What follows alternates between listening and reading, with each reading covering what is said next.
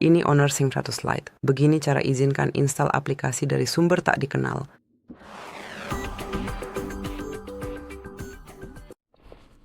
Jadi pertama-tama buka pengaturan. Lalu cari dan pilih keamanan dan privasi.